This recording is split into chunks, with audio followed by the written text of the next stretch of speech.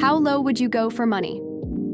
My cousin Grace offered to take care of my elderly grandmother, and I felt a huge wave of relief. Grandma was struggling, and Grace quickly moved in, radiating warmth and reassurance.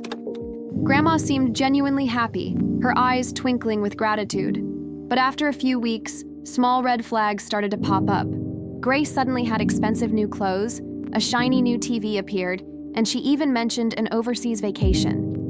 A knot of suspicion began to tighten in my gut, making me increasingly uneasy. I cautiously asked Grace about her new purchases, and she smiled sweetly, insisting she'd saved money. Her overly cheerful tone made my skin crawl.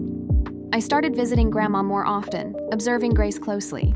She was charming and attentive whenever others were around, always making Grandma's favorite meals and keeping the house spotless. But something still felt off. One day, I pulled Grandma aside and gently asked if she was truly okay.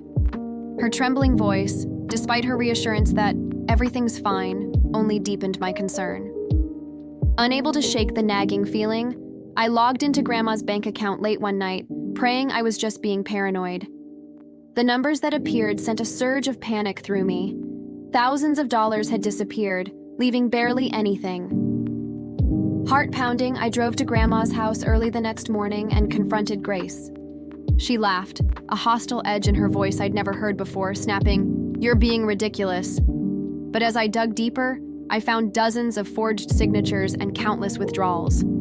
My stomach churned, realizing Grace had been manipulating Grandma through fear and emotional blackmail. Grandma's pale face haunted me. She had been terrified and too ashamed to speak out. Determined, I gathered every shred of evidence and met with a lawyer. When the papers were served, Grace's mask completely shattered. She called me furiously, her voice shaking with rage and threats, but I held my ground.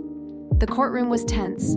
Grace sat stiffly, her eyes dark and calculating, spinning lies effortlessly. I held Grandma's fragile hand as evidence piled up against Grace.